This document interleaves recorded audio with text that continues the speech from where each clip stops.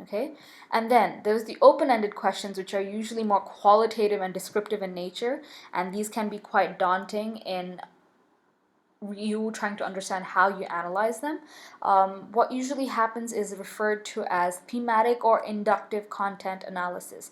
This is basically the researchers attempt to analyze the data and come to common or general patterns or themes that emerge from the data. Okay, if any of you do English literature or even Chinese literature, I know when you go through a specific story or you go through a range of different books from the same author, such as Shakespeare, okay, there are themes that are common that you will find amongst them. Here, Shakespeare has a lot of commonalities with deception in his books: tragedy, love, revenge, lust, ambition, power.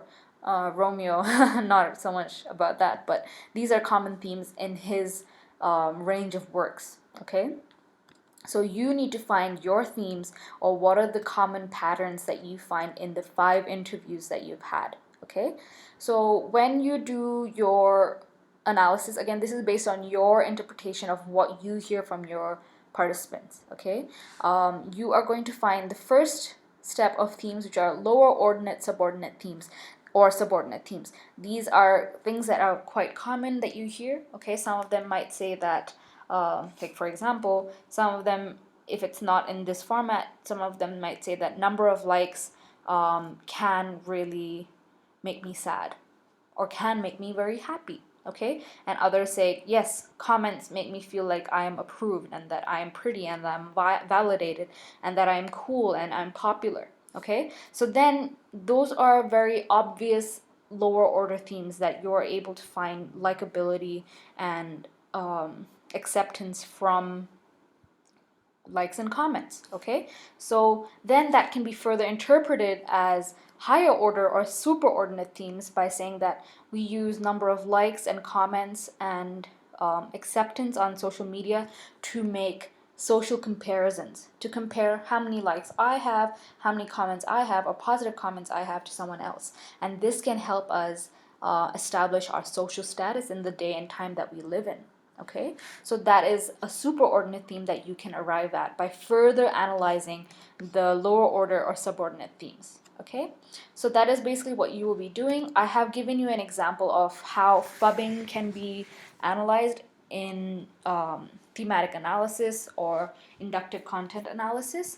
I will read out a few quotes that could have come out from interviews I might conduct on phubbing to understand what is the motivation that they have to use their phones while in person with someone else. Okay, then I can ask them about how does it make them feel when someone else is doing that to them. Okay, and I can ask them, what is the worst case scenario if you chose not to use your phone phone for the whole evening? Okay, what would happen then? So a few things that can emerge from participants, and these are just things that I've made up. I haven't conducted these interviews yet, or at all. So I'm just going to read them out and then explain how I've come to arrive at these themes, okay? So the first one, I find it difficult to engage in conversations in real life, okay? Second, it is embarrassing not to receive any messages when I am out with another person, okay? Third, everyone does it. There is no big deal. Basically, everyone uses their phone when they're with other people. Fourth, I feel the need to be constantly connected. Okay, fifth, I feel like if I'm not on my phone, I'll miss out on something. Okay, then the next one could be, I pretend I'm texting even if no one is texting me. Okay, then I think it's okay for my friend to be on their phone even when they are with me. If I spend the evening with a friend without using my phone, I'm afraid we will get bored. Okay, and finally, another question or quote that can come about is, how can I not post stories about my day out with my friends? Everyone needs to know what I am doing. Okay, so these are possible responses that I could get out of an interview about using phone when with other people in real life. And the themes that were pretty obvious for me from such quotes that I really made up myself is that people have a need to show their media presence and engagement. to show people what they're doing and to comment and to be accepted and to be liked. Okay, so they engage in social media because of that. They want to have a footprint on social media. They want to have a presence. They want to be acknowledged on social media. Then the second point that was, or theme that was very apparent, is that social media is an indication of acceptance. The more likes you get, the more comments you get, the more accepted you feel. Okay, so this then would lead me to the fact that we can use social media to compare ourselves to others. Okay, and that is why we try engaging more in social media, because then maybe our interactions are more positive with more people, more common and more frequent. Okay, so then we become more likable and more popular on social media, then our status, our social status, can increase as well. So this is one example of how I can use subordinate themes or very obvious themes from my interviews to come up with such a theme. Okay, that there is social comparison that happens, that results, and yeah. So then there's social media keeps people connected minute to minute, and everyone engages in this behavior. Okay, so here there's the idea that social media has become the mainstream way of communicating and that everyone takes part in it. Okay, it is not something that is uncommon, and that is why there could be evolving social norms. Social norms are rules of interaction or rules of behavior. How do we behave in society? And this again can vary from culture to culture, society to society. But has digital technology, from what this is indicating, changed the way that we view interactions? Okay, so this could lead me to a theme of evolving social norms, that we are choosing to connect more over online and virtual interactions as opposed to real life. Okay, and could there be a time where that becomes the most common thing to do and that real life interactions become almost nullified? Okay, and then the final one that leads to this theme is there is some resistance or doubt in the ability to connect in real life. One of the participants that I made up and quoted was that she or he is afraid that if they don't use their phone for a whole evening with their friends, they might feel bored in their presence. Okay, so there is a doubt in their ability to connect with people in real life. Okay, and then there's the final one, which is they feel more comfortable interacting online. Okay, and then this too, subordinate themes or lower order themes, can make me wonder or lead to interpreting the data as, is there a lack of social skills? Okay, and it also can make me lead to the question that are there different social skills that are required to communicate online as opposed to in real life? Okay, so these are themes that I can come about or interpret based on these more obvious themes. Okay, and then the final step in content analysis is to come up with conclusions. Okay, my conclusion is that social media has become the normative medium of communication and social status. Normative being the normal, common way of establishing social status, okay, by comparing and also communicating. Okay, this is something that we all engage in, it's normal. And then the second point of conclusion is engaging in virtual communication at the expense of real life communication, basically choosing to communicate on your phone as opposed to in real life, is accepted by most people, okay, and may partially be related to confidence in skills involved in online communication. Considering the fact that, let's say, for example, again, this is a very loose statement, a lot of you are 16 and have grown up with the aid of technology, okay? A lot of you have seen technology for a majority of your life, as opposed to me. I started seeing technology more and more when I was about 11, 12. So my first few years of socializing did not happen through technology, as opposed to kids nowadays that might be exposed to technology earlier on in life, okay? So then, are they developing different kinds of skills that help them interact better online as opposed to in real life? Okay, so those are conclusions that I can come up with and can lead me to more questions. Okay, and my hypothesis then can be that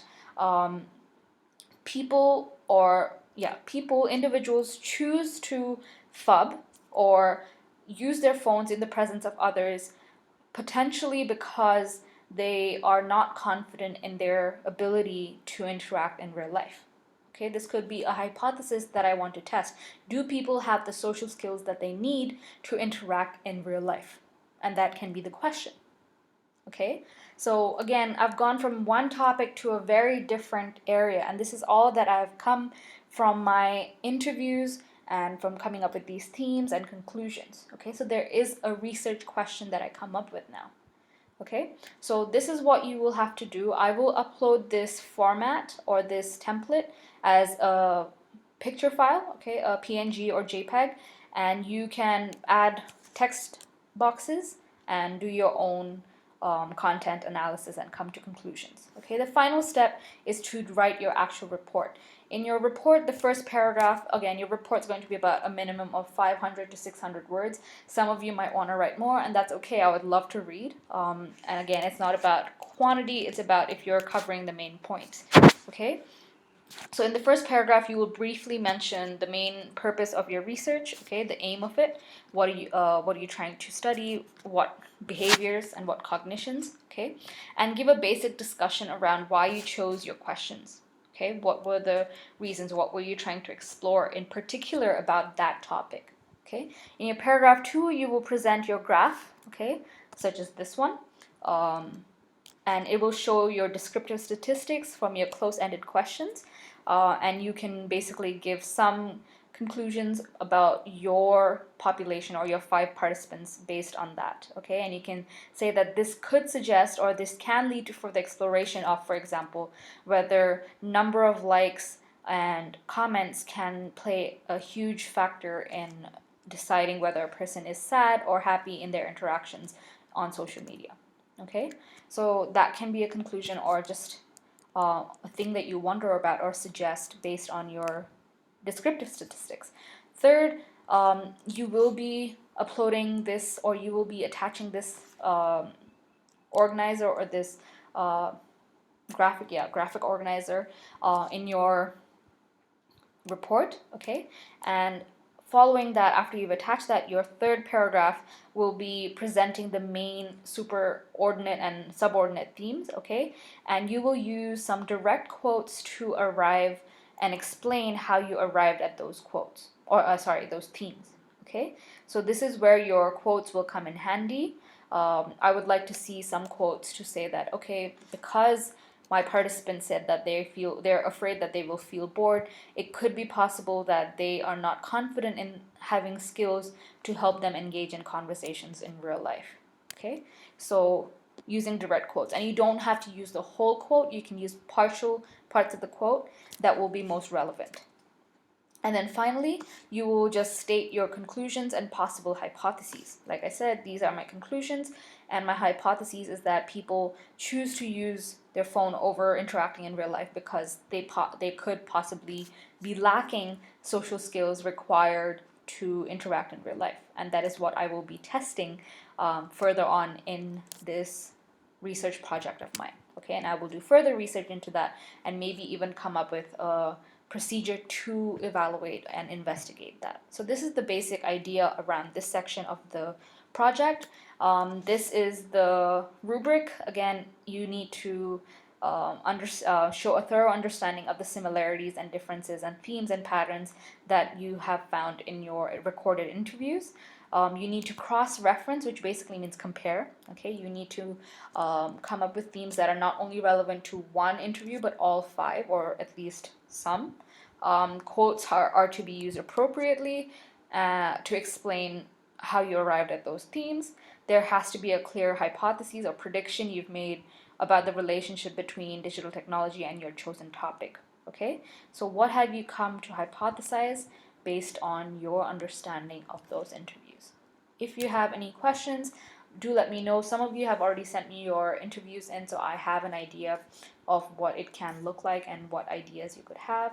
So please get started with this. You will have time for the rest of this class to do that, and also till the end of this week to work on this, which is till Sunday. Okay, on Sunday you will hand in your report, or you can handle it on Monday because you will have time on Monday as well. On Monday, I will put up a video on how to do an annotated bibliography. You've already started collecting research papers, so that will be what it is. But you can still have time on Monday and submit this on Monday night, which will be the 6th of April. Okay. Again, that is your choice. If you can finish off by Sunday night, that would be great, because then you have Monday's class to work on your annotated bibliography. Okay.